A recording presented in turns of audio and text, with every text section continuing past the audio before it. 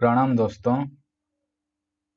मैं death and inside story के भाग 3 का अध्याय 11 के भाग 2 के बारे में बोलने वाला हूँ, जिसका शीर्षक है द रिडल ऑफ इनकारनेशन, पुनर्जन्म की पहेली।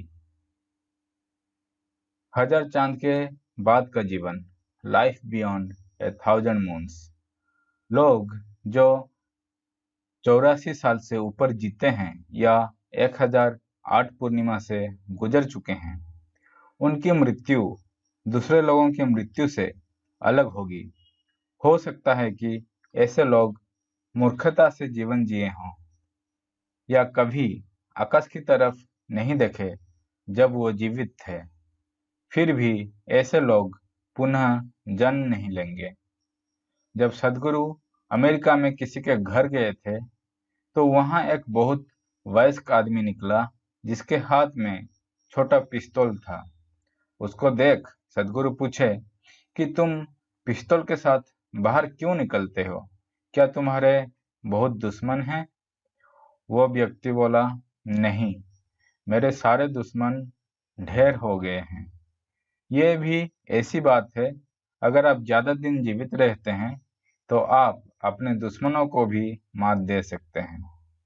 जब कोई 1008 पूर्णिमा को जी लेता है, जो कि 82 साल के करीब होता है, तो उसके जीवन में कुछ अच्छा होना शुरू हो जाता है। 82 से 86 साल के बीच अकस्मात एक ढीलापन लोगों के अंदर आने लगता है। आप ध्यान से देखेंगे तो पाएंगे कि वो स्वभाव से बहुत मीठा हो जाते हैं। वो और चिल्लाते नहीं हैं और ना ही परेशान दिखते हैं, क्योंकि उनका कर्म की बंधन ढीला हो गया होता है। ये प्रक्रिया साधारणतः 84 साल की उम्र तक परिपक्व हो जाता है। 84 साल पंचभूत और प्राण की संरचना के अच्छे संबंध को दर्शाता है। इसको स्वस्थ और सचेत होकर पार करने पर ये जीवन में प्रज्ञा और समता लाती है, जो कि जन्म और मृत्यु की माया को मिटाने का फल है। हमारे जीवन की भौतिकता का कारण पृथ्वी और चंद्र के बीच के संबंध के कारण है। हमारे जन्म माँ की ऋतुकाल के कारण होता है और इसका सीधा संबंध चंद्र के समय चक्र से है। इसके बाद सूर्य ऊर्जा और सही परिवेश देकर जीवन को पूर्ण करके जन्म देता है। स्त्री के ऋतु चक्र और चंद्र के चक्र में इतना सामंजस्य है कि मनुष्य का भौतिक तौर पर और विकास संभव नहीं। इसी कारण केवल चेतना के आधार पर ही विकास संभव है, यानी अभौतिक तरीके से मनुष्य का विकास संभव है। जीवन के हिसाब से हम यहाँ जो कुछ भी करते हैं, उनमें 3 चीज सबसे महत्वपूर्ण है। प्रथम आत्मरूपांतरण है, जिसके द्वारा हम अहंकार को पार करते हैं। दूसरा आने वाले पीढ़ी की गुणवत्ता को बनाए रखना और तीसरा मृत्यु को प्राप्त जीवन के विकास और उसको पूरी तरह मुक्त करना।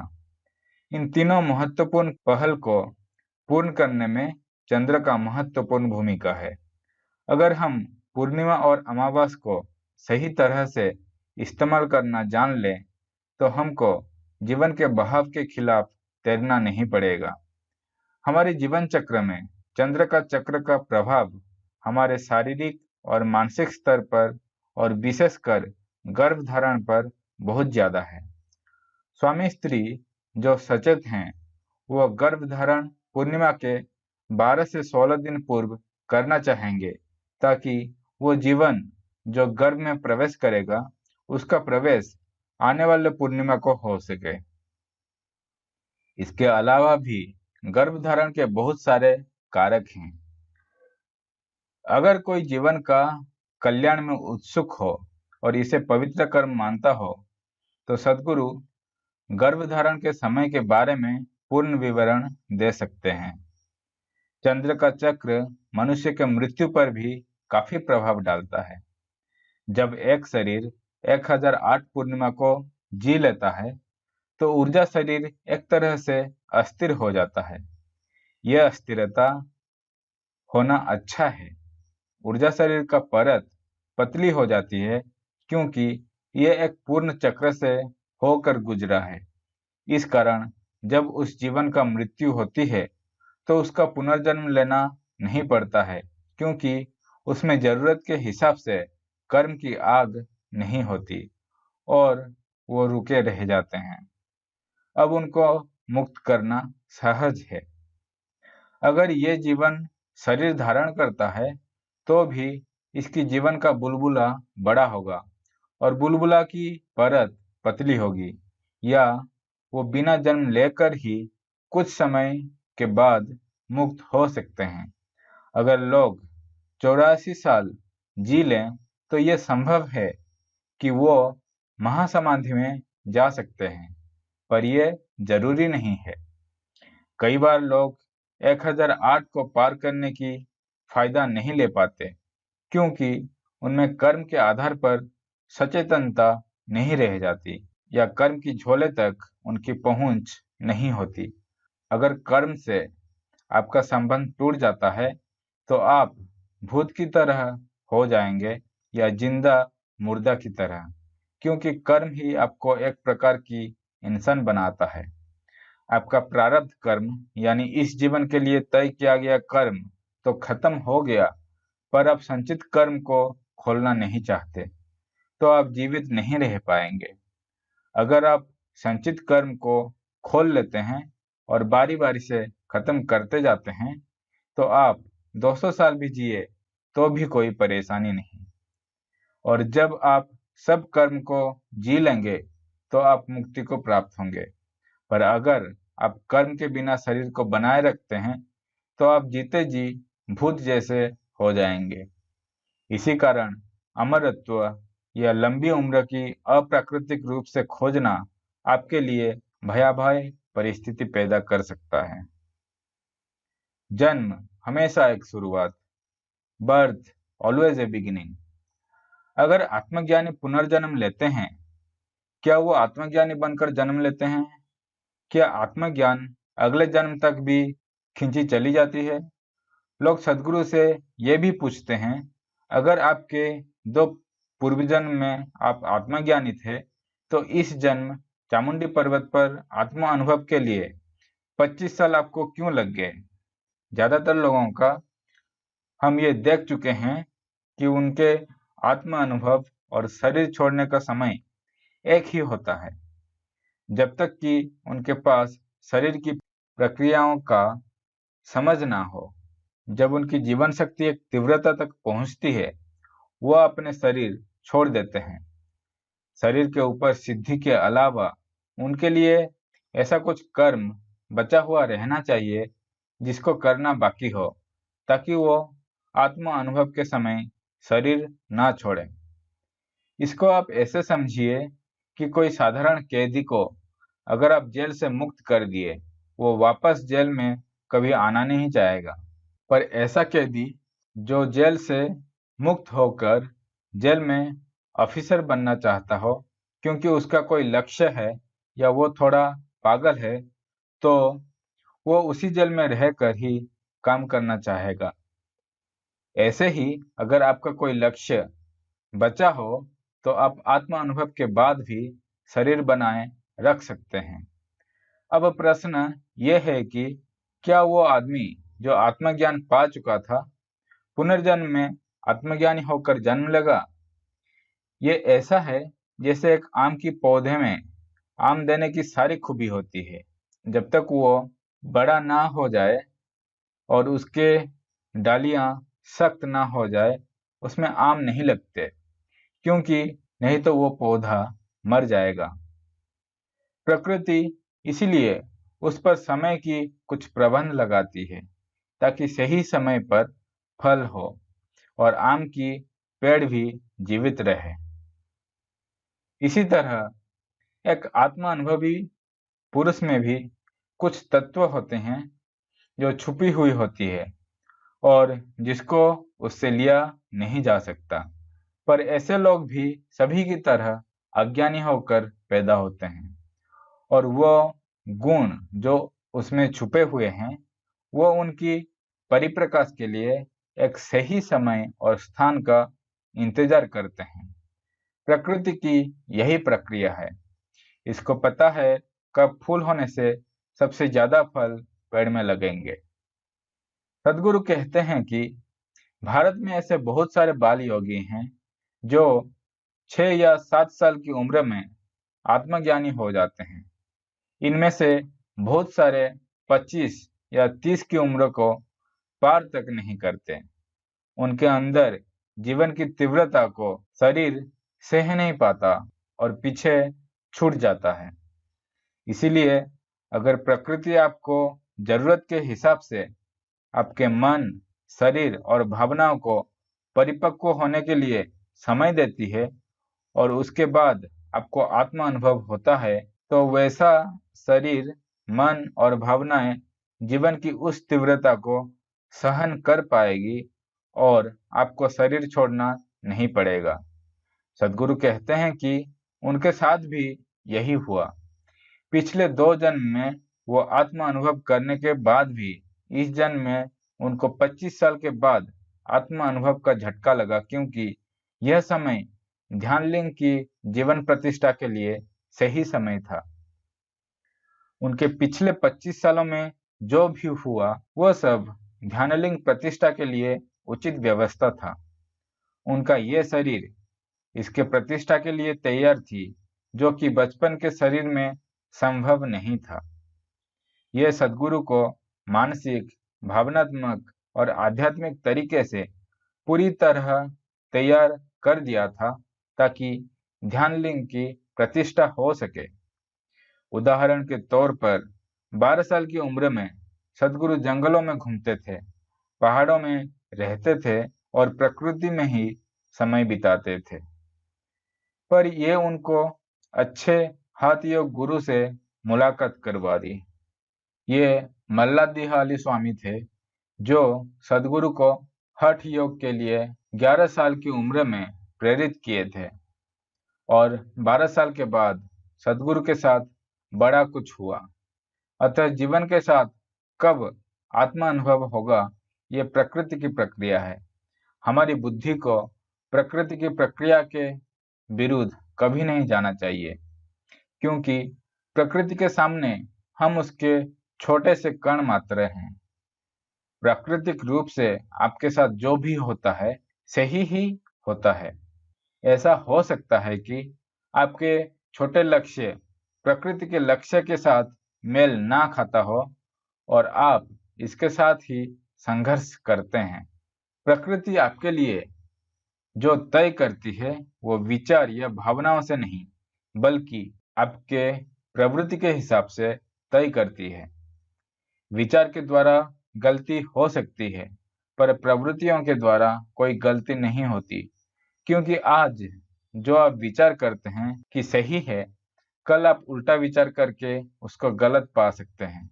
पर एक आम की पेड़ नहीं सोचता कि उसको आम पैदा करना है, क्योंकि आम देना उसका प्रवृत्ति है। सदगुरु बचपन में आध्यात्म से जुड़ना ही नहीं चाहते थे, पर उनकी प्रवृत्ति ऐसी थी कि यहाँ वहाँ और आजकल के हिसाब से सही समय और स्थान पर उनकी प्रवृत्तियों ने उनको आध्यात्म की तरफ ले चला। इसीलिए आत्मज्ञानी व्यक्ति जो फिर से जन्म लिया हो, उसकी प्रवृत्तियां इस पर निर्भर करती है कि वह किस प्रकार का काम इस जन्म में पूरा करना चाहता है, और समय के साथ वह सब होते चला जाता है। आत्मज्ञान से केवल इतने मतलब रहता है कि जीवन को व्यक्तित्व से परे जाना है और ब्रह्मांड के लिए समर्पित होना है। लामाओं का पुनर्जन्म, द रीबर्थ ऑफ लामाज। एक संप्रदाय जो गुरुओं की पुनर्जन्म को बहुत महत्व देते हैं वो तिब्बती लोग हैं। आपको समझना होगा कि तिब्बती लामा साधारणतः तांत्रिक होते हैं, हिमालय के ऊपरी भाग से, जो बौद्ध धर्म को अपना लिए हैं। उनका संस्कृति तंत्र का है। नेपाल एक देश है जो तंत्र से भरा हुआ है। यहाँ 5 मंदिर हैं जहाँ तांत्रिक क्रियाएं की जाती है। भारत से बौद्ध भिक्षु नेपाल गए थे मिशनरी की तरह और वहाँ ज्यादातर पूरी आबादी को बौद्ध धर्म में शामिल कर लिए। उनका तंत्र की संस्कृति वैसे ही रहा, पर वह बौद्ध धर्म के बन चुके थे। इस कारण तिब्बती संस्कृति बौद्ध धर्म और तंत्र का संगम बन गया, जबकि दोनों एक दूसरे के उल्टा थे। तंत्र में बहुत सारे धार्मिक संस्कार होते थे, पर गौतम बुद्ध का उद्देश्य सारे संस्कारों को खत्म कर लोगों को ध्यानमग्न कराना था। पर तिब्बती बौद्ध भिक्षु आजकल हिंदुओं से भी ज्यादा संस्कार पूर्ण रूप में आज भी करते हैं। उनके संस्कृति में कुछ लोग जरूर इसके काबिल थे कि वो अपने पूर्व जन्म को सचेत रूप में तय कर सकते थे और ऐसे ही बहुत कुछ कर सकते थे। और कुछ गुरु पुनः पुनर्जन्म लिए भी हैं, जैसे एक गुरु का 30 बार पुनर्जन्म लेने की प्रमाण भी है। साधारणतः ऐसे गुरु शरीर त्यागने से पहले ही बोल देते थे कि मैं पुनर्जन्म में यहाँ या वहाँ जन्म लूंगा, इन संकेतों के साथ, और समय और स्थान देखकर उस बच्चे को बौद्ध मोनेस्ट्री में वापस लाया जाता था। पर सारे गुरु ऐसे नहीं करते थे। कुछ बस लीन होकर अंतर्ध्यान भी हो जाते थे। पर समय के साथ पुनर्जन्म की भविष्यवाणी और ऐसे लोगों को खोजना एक अचेतन संस्कृति बन गई। समझो कि एक गुरु की मृत्यु हो गई और मृत्यु के 11वें दिन के बाद वो किसी तरह सपनों से या ऐसे कुछ तरीकों से अपने पुनर्जन्म की बात मोनेस्ट्री के लोगों तक पहुंचाए। पर समय के साथ लोग इसको एक संस्कृति की तरह मानने लगे कि अगर कोई गुरु या बुजुर्ग सन्यासी की मृत्यु होती है तो वो किसी न किसी तरह से पुनर्जीवित होंगे। अगर ऐसा कुछ ना हुआ, आपको यह मानना पड़ेगा कि वो गुरु एक उन्नत साधक नहीं था, या फिर आपको कुछ चमत्कार करके इस संस्कृति को बनाए रखना है। ज्यादातर लोग चमत्कार कर इसे बनाए रखे क्योंकि वो नहीं चाहते थे कि मोनेस्ट्री का सम्मान मिट्टी में मिल जाए और उनके ऊपर से लोगों का भरोसा मिट जाए। ये दुर्भाग्य की बात है कि दुनिया चमत्कारी चीजों से बिक जाती है। एक जीते जागते आध्यात्मिक प्रक्रिया को एक मुर्दा संस्कृति मात्र बन जाने की दुर्भाग्य कोई एक विशिष्ट जगह पर निर्भर नहीं करता और ना ही एक विशिष्ट संघ में ही होता है। ये प्राय हर संस्कृति में देखने को मिलती है। एक जीवित आध्यात्मिक प्रक्रिया को निर्जीव सांस्कृतिक आडंबर न बनने देना सबसे बड़ा चुनौती है और इसी की तरफ सारी आध्यात्मिक दृष्टि होनी चाहिए। तिब्बती बौद्ध धर्म काफी सारे अनोखे गुरुओं को जन्म दिया है और इसका मूल्य बहुत है। पद्मसंभव, जो कि इस संस्कृति के प्रमुख गुरु माने जाते हैं, हमेशा एक त्रिशूल और 2 पत्नियों के साथ घूमते हुए नजर आते हैं। लोग उन्हें तिब्बती शिव नाम से जानते हैं, पर एक बौद्ध मुनि के रूप में नहीं। सदगुरु का पूर्व जन्म, माई पास्ट लाइफ टाइम्स। सदगुरु के स्मृति में उनके कई जन्मों के स्मृति हैं, पर वो उन सब पर ध्यान नहीं देते।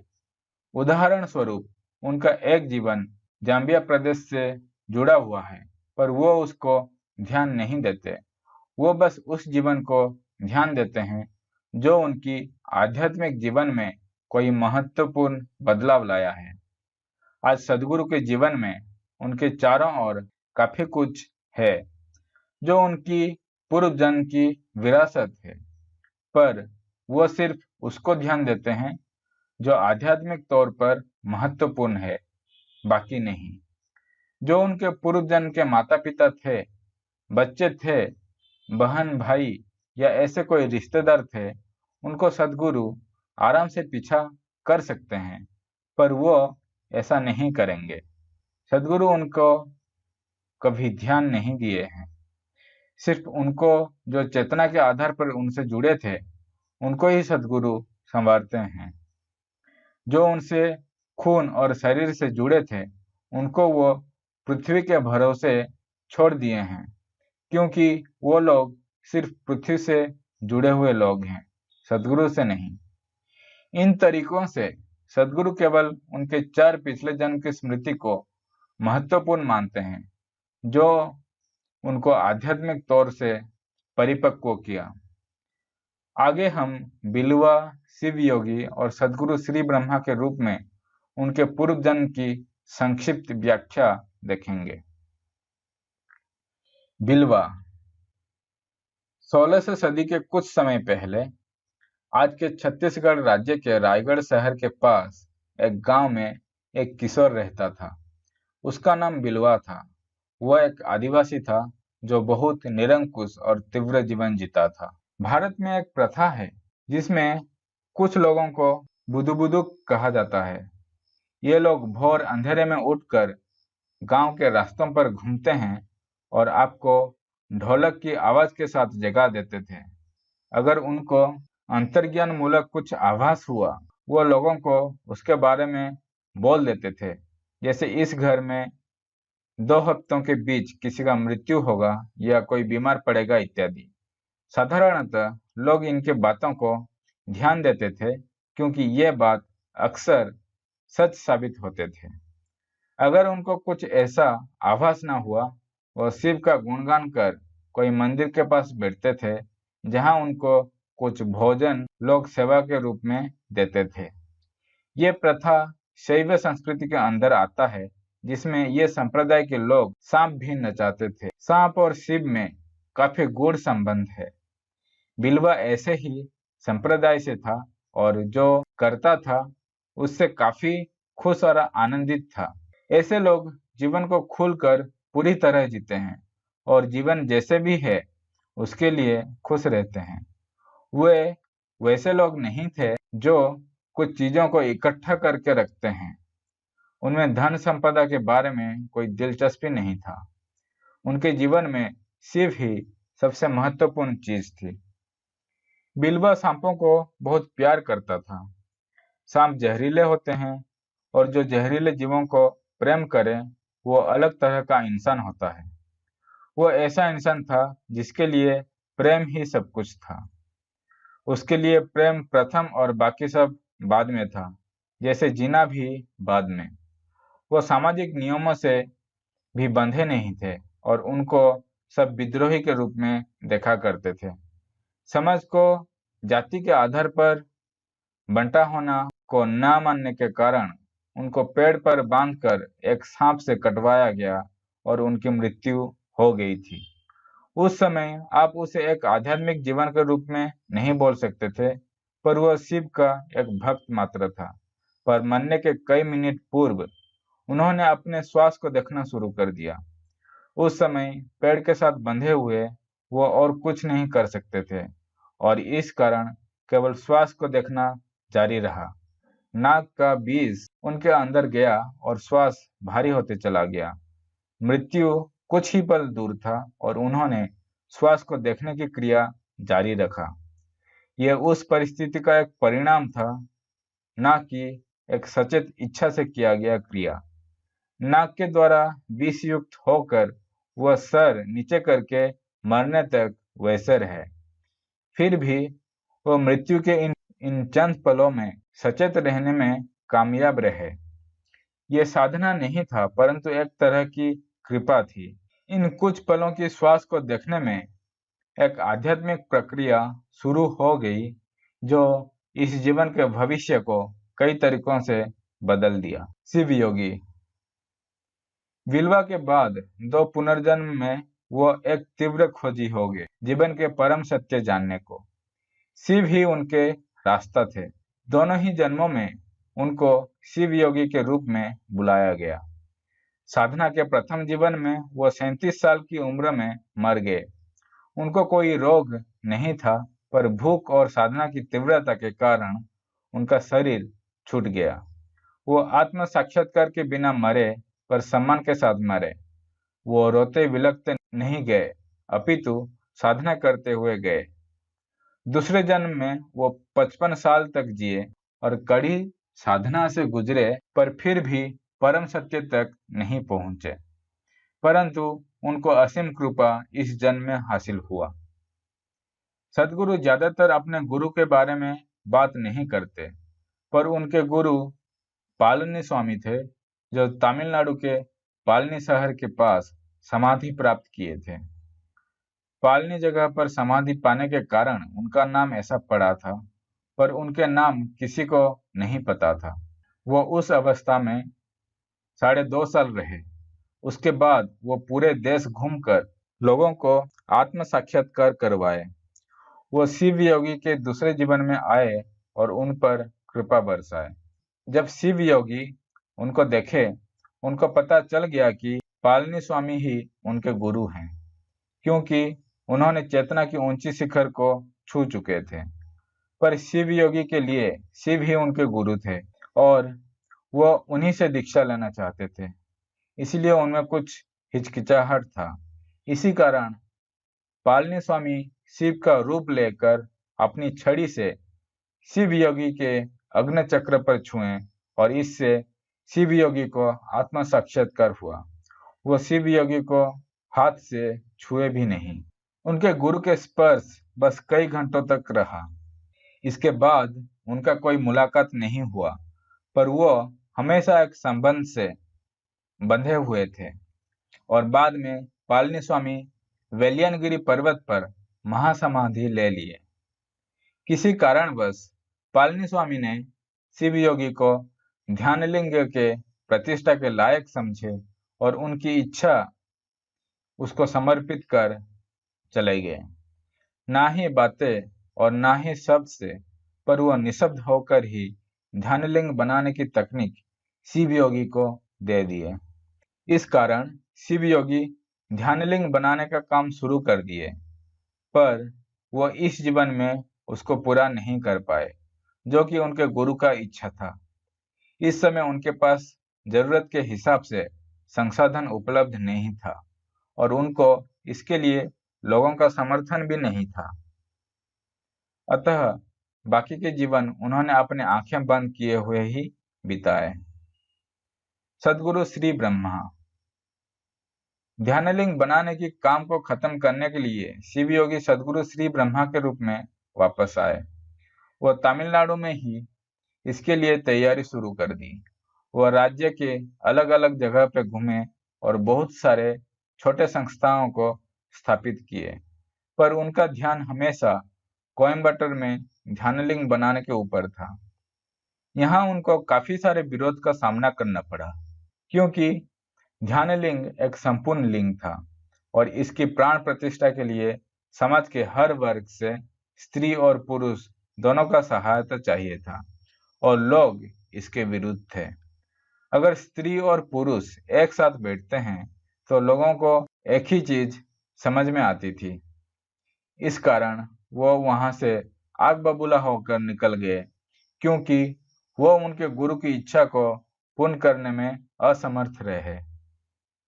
वो सदगुरु ब्रह्मा के जीवन में सबसे खराब दिन थे, पर इस कारण उनके जीवन में काफी कुछ अच्छा भी हुआ।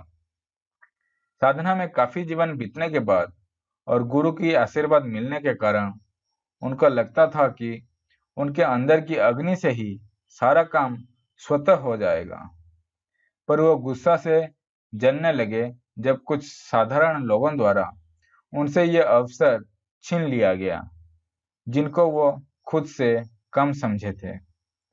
वो अनुभव किए कि अज्ञानता की शक्ति को कभी कम नहीं समझना चाहिए। ये बहुत शक्तिशाली है और पूरी संसार पर इसी का राज है। आपको लग सकता है कि आपके ज्ञान, आपकी आग और आत्म साक्षात्कार चीजों को करवा लेगी, पर आत्म साक्षात्कारी केवल एक होता है, जबकि अज्ञानी अनगिनत झुंड में होते हैं। इसी में एक बड़ी शक्ति छिपी हुई है। उन्होंने समाज में कर्म करने के गणित के बारे में कभी नहीं सोचा था, क्योंकि उनको लगता था कि उनके अंदर की आग और ज्ञान सब संभाल लेगा, पर ऐसे हमेशा संसार नहीं चलता। स्थूल जगत की जरूरत और अलग किस्म के लोगों को जरूरत के हिसाब से संभालना जरूरी है, नहीं तो ये काम नहीं करेगा। और ये सभी के लिए एक अच्छा सबक है। इस सबक को सद्गुरु ने अपने जीवन में एक पल के लिए भी नहीं भूले। आप दिव्य आलोक को लेते हुए जा सकते हैं, पर फिर भी आपके पीछे अंधकार की काली साया हो सकती है। अतः जब तक आप अपने पीछे छोटी जलती हुई रोशनी ना जलाएं, तो आपको बार बार पीछे मुड़कर देखना पड़ेगा। सद्गुरु श्री ब्रह्मा अकेले ही थे। वो यहाँ वहाँ लोगों में चेतना की दिया तो जलाए थे, पर उनको यह अच्छा नहीं लगता था कि कोई उनका पीछा करे, क्योंकि वो अकेले थे। उनके पीछे अंधकार था और ये उनको उनकी जीवन की लक्ष्य को पूर्ण करने नहीं दिया। यह सभी के लिए एक अच्छा सबक है कि सद्गुरु श्री ब्रह्मा जैसे योगी जो बहुत सिद्धि पा लिए थे और वो सब कर सकते थे जो एक साधारण इंसान के बस में नहीं है, वो भी अपनी इच्छा पूर्ण नहीं कर पाए जिसके लिए वो जन्म लिए थे। अतः आप चाहे जितने भी काम करें, पर जिसके लिए आप यहाँ हैं, अगर वो आप पूरा नहीं कर पाते हैं तो आपको हारा हुआ ही महसूस होगा। सद्गुरु श्री ब्रह्मा हार गए और उनको पता था कि वो हार गए, और उनको ये जरा भी पसंद नहीं आया, थोड़ा भी नहीं। अतः वो उसी भाव में डूब गए जो उनको पता था, गुस्सा होना। वो हमेशा गुस्से में थे, किसी के ऊपर या किसी के बारे में नहीं, पर गुस्सा ही उनके तीव्र जीवन के लिए एकमात्र साधन था। इस गुस्से में वो कोई एक दिशा में नहीं चल रहे थे। उनकी तीव्रता को देखकर कोई उनके पास जाने को साहस नहीं करता था, सिवाय एक शिष्य के जिसका नाम विभूति था। सद्गुरु ब्रह्मा चलते रहे, बिना खाने को रुके, सोए और बिना खाए, निरंतर करीब 3-4 दिन तक। इस समय उनका शिष्य उनको पीछा करने की कोशिश करता था कि कौन सी दिशा से गुरु गुजर रहे हैं। वो खाना पकाता था और उसके गुरु के पास पहुंचकर उनके सामने खाना रख देता था। बगल में इस भाव में खड़ा रहता था कि उसके गुरु उसको सेवन करेंगे। फिर वो कहाँ ही घूमते, उनको वही दिशा दिखी जहां से उनको कृपा की सुगंध आ रही थी। अतः उसने कडप्पा शहर के तरफ चल दिए, जो कि आंध्र प्रदेश में है। यहाँ पर पालनी स्वामी एक मंदिर में काफी समय बिताए थे। जब वो वहां पहुंचे, उनका गुस्सा तब तक शांत नहीं हुआ था। 4-5 महीने के बाद भी वो गुस्सा थे। कोई उनके और उनके शिष्य के पास डर से नहीं जाता था। ऐसा नहीं कि वो किसी को कुछ किए, पर वो दोनों जंगली जानवर से भी ज्यादा भयानक थे। वो चुप बैठने पर भी कोई उनके पास नहीं जाता था। कुछ दिनों बाद सारे पुरोहित वहां से भाग गए, क्योंकि उनकी तीव्रता ही ऐसा था। सद्गुरु श्री ब्रह्मा को पता था कि उनके पास 2 साल से ज्यादा समय नहीं है, क्योंकि उन पर कर्म के कुछ सीमा थे। जब उनका मन थोड़ा शांत हुआ और वो अपनी नाकामयाबी के लज्जा और गुस्सा को खत्म किए, वो ध्यानलिंग बनाने के कुछ गणना करने में लग गए।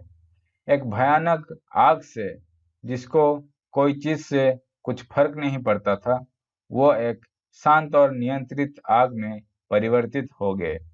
वो उनके शिष्य के साथ बैठकर सब तय किए कि पुनर्जन्म में कैसे ध्यानलिंग का प्रतिष्ठा हो। बहुत सारे चीज वहीं पर तय हो गया था। कौन प्राण प्रतिष्ठा में शामिल होगा, वो कहाँ जन्म लेंगे, कौन से गर्भ में कब और कैसे जन्म लेंगे इत्यादि। वो सारे पहलुओं और उनमें आने वाली कठिनाई पर गहन दृष्टि डाली। सद्गुरु ब्रह्मा ये भी तय किए कि किस तरह की जीवन बनकर वो जन्म लेंगे, उनका शरीर कैसा होगा और उनका मन की स्थिति कैसा होगा। ध्यानलिंग का ब्लूप्रिंट वहीं कडप्पा मंदिर में पूर्ण रूप से तय किया गया। सद्गुरु ब्रह्मा अंतिम समय के लिए कोयम्बटूर आए और वेलियानगिरी पर्वत की तरफ चलने लगे, जो उनकी गुरु की समाधि का स्थान था। उस दिन पर्वत के नीचे काफी लोगों का जमघट था। वो उनसे भविष्यवाणी किए कि वो वापस फिर आएंगे और पर्वत पर चढ़ गए। सदगुरु अब पूरी तरह अपने नाकामयाबी से पूर्ण हो चुके थे और इसी असीम शक्ति के साथ वो सातों चक्रों में से एक साथ अपना शरीर छोड़ा, जो एक अनूठा सिद्धि है। वो एक ऐसा गुरु थे जिनको अपने सातों चक्र पर सिद्धि हासिल थी और लोग उन्हें चक्रेश्वर भी बुलाते थे। उस समय वो बस 42 साल के थे। वो ऐसा अनूठा काम ध्यानलिंग के प्रतिष्ठा के लिए की। उनको पता था कि उनकी हार समाज को सही तरीके से ना संभालने के कारण हुआ, पर वो बस ये हिसाब लगा रहे थे कि कहीं ये उनकी काबिलियत ना होने के कारण तो नहीं हुआ। पर सातों चक्रों से शरीर छोड़ना ये दर्शाया कि उनकी 114 चक्रों पर स्वामित्व था। इस सिद्धि के कारण आज लोग हर जगह तीव्र अनुभव से गुजरते हैं, एक विस्फोटक की तरह। वो वेलियानगिरी पर्वत के शिखर इसलिए चुने क्योंकि उनके गुरु की समाधि इसी पर्वत पर थी। यह उनके गुरु का गोद था और ये आश्वासित किए कि अगले जन्म में उनको ऐसे नाकामयाबी हाथ न लगे। आज भी जहां वो अपने शरीर छोड़े, वो जगह ऊर्जा से भरी हुई है और जो वहां जाते हैं वो इसको अनुभव करते हैं। यह जगह पर्वत श्रृंखला के सातवें पर्वत शिखर पर है और पर्वत के किनारे है। वहां ठंडी हवा बहुत तेज चलती है और इस जगह सदगुरु ब्रह्मा को सबसे आरामदायक जगह लगी। यह बहुत शक्तिशाली जगह है। अगर आप ध्यान करने वाले व्यक्ति हैं और आपके अंदर दूसरों को समझने की संवेदना है, तो अगर आप वहां जाएंगे, आपके होश उड़ जाएंगे। ये ऐसा है क्योंकि वह एक अनूठा उद्देश्य से शरीर छोड़े थे। यह बस मुक्ति या परमात्मा के बारे में नहीं है। वो अपना शक्ति और अपना मृत्यु भी इसीलिए ऐसा उपयोग किए जो भविष्य के संभावना के लिए था। सदगुरु ब्रह्मा अपना शरीर छोड़ने से पहले एक ऐसे ही निष्फल प्रयास किए थे। एक बाल योगी था जो 26 साल की उम्र में अपना शरीर छोड़ दिया था और 11 साल की उम्र में आत्म साक्षात्कार किया था। वह 3.5 साल समाधि में था और अपना अनुभव बताने को व्यग्र था, पर उसको सुनने के लिए कोई सही लोग नहीं मिले और इस कारण वो गुस्से से अपना शरीर त्याग कर दिया। सदगुरु ब्रह्मा तुरंत ही उस शरीर पर कब्जा कर लिए और कुछ महीने तक 2 शरीर में रहे। वो ऐसा इसलिए किए क्योंकि तब उनको फिर से जन्म लेकर जीवन की प्रक्रिया में जाने का इच्छा नहीं था। इस अवसर पर वो कुछ शिष्यों को इकट्ठा कर ध्यानलिंग की प्रतिष्ठा में तीव्र रूप से लगे, क्योंकि उनके पास समय बहुत कम था। पर जब वो शिष्य उनके जरूरत के हिसाब से सही नहीं निकले, वो मैं फिर आऊंगा भविष्यवाणी कर शरीर त्याग दिए। क्या सदगुरु वापस आएंगे? Will I come back?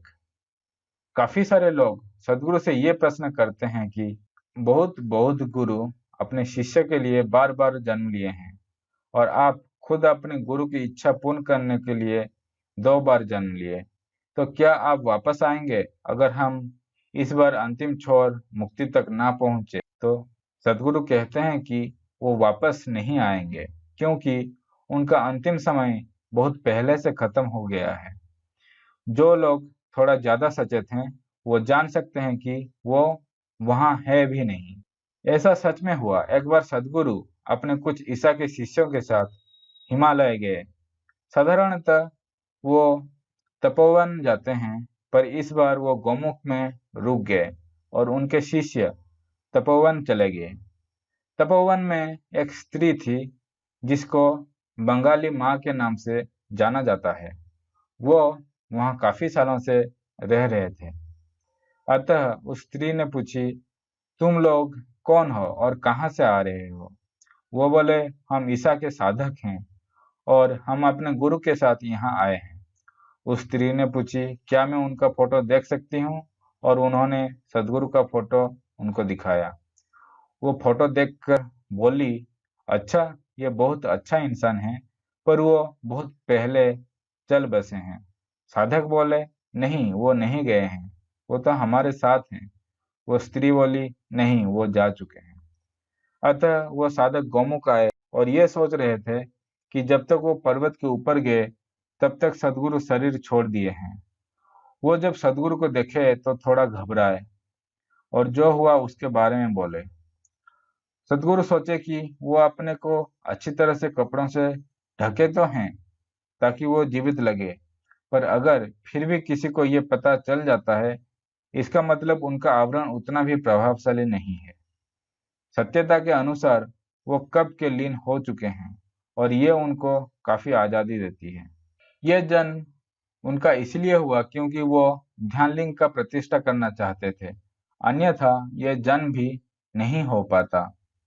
जैसा कि अब है, जीवन को चलने के लिए जो जरूरत की चीज होनी चाहिए वह सब विलीन हो चुके हैं, पर सदगुरु अब भी चल रहे हैं। ये सही नहीं है। जैसे ही जीवन की मूलभूत चीज नहीं रहती, उस इंसान का यहाँ होने की और कोई जरूरत नहीं है और उनको चले जाना चाहिए। मुक्ति की खोज में सदगुरु अपने सारे जीवन की मूलभूत चीजों को खत्म कर दिए हैं, पर एक असंभव योजना को सफल बनाने के लिए वो फिर आए और वो भी संपूर्ण हो गया। और अब सबको ऐसा लगता है कि वो यहाँ क्यों है। जब आप इस सृष्टि के बारे में सब कुछ जान जाते हैं, तब कोई नया सृष्टि में भी आपको कोई दिलचस्पी नहीं रहता। ये ऐसा है जैसे अगर आपको एक शानदार होटल में एक नया रूम दिया गया तो आप झूम उठेंगे, फिर से आपको और अच्छा कमरा दिया गया तो आप और खुश होंगे। पर जो इन कमरों की सफाई करता है, उसको ये कमरों से कोई दिलचस्पी नहीं होता, क्योंकि वो रोज उन कमरों और उसकी सजावट के बारे में जानता है। आत्म साक्षात्कार भी ऐसा ही है। अगर आपके पास ये चाबी है, आप अनगिनत कमरे खोल सकते हैं, पर एक कमरा दूसरे से ज्यादा अलग नहीं है।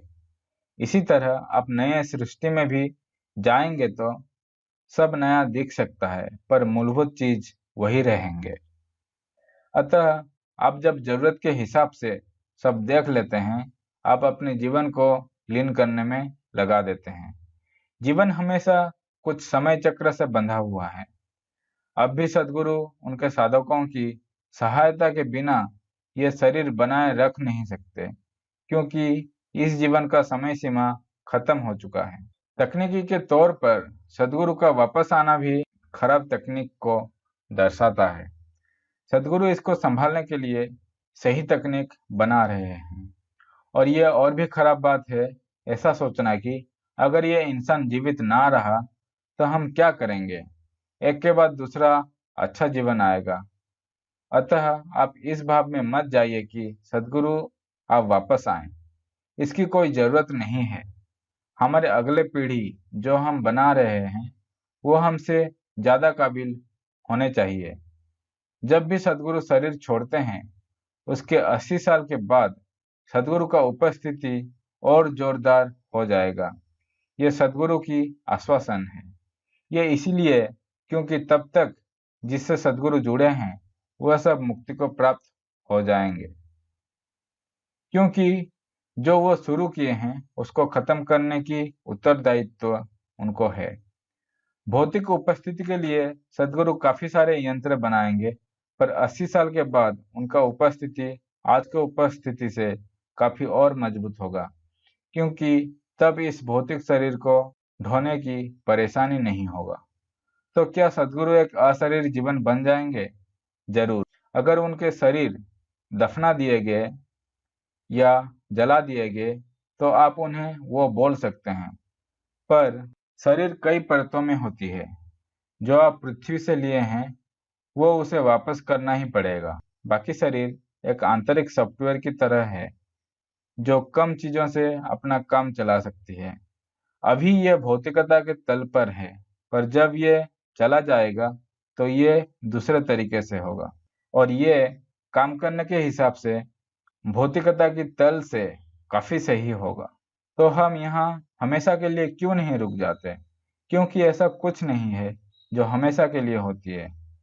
अगर जरूरत है तो कोई कुछ देर के लिए रुक सकता है, पर इसकी कोई जरूरत नहीं, क्योंकि सब कुछ तैयार किया जा चुका है। सद्गुरु बोलते हैं कि वो ऐसे बहुत आध्यात्मिक क्रियाओं के साथ बाहर आने वाले हैं जो लोगों की झुंड को बिना कोई साधना के दिया जा सकता है, और किसी को कोई परेशानी होने की जरूरत नहीं, क्योंकि ध्यानलिंग हमेशा यहाँ मौजूद है। तो आपको क्या परेशानी है? आप वैसे भी मृत्यु को प्राप्त होंगे और चलते बनेंगे। तो यहाँ पे अध्याय 11 खत्म होता है। अगला अंतिम अध्याय अध्याय 12 है, जिसमें एक बूंद की आध्यात्मिकता, और अगर आप एक बार ये गलती किए, ये दो चीज हैं, इसके बारे में देखेंगे। तो मैं यहाँ पे रखता हूँ, और आप सबके अंदर जो परमात्मा है मैं उसको नमन करता हूँ। ओम नमः शिवाय। ओम नमः शिवाय। ओम नमः शिवाय।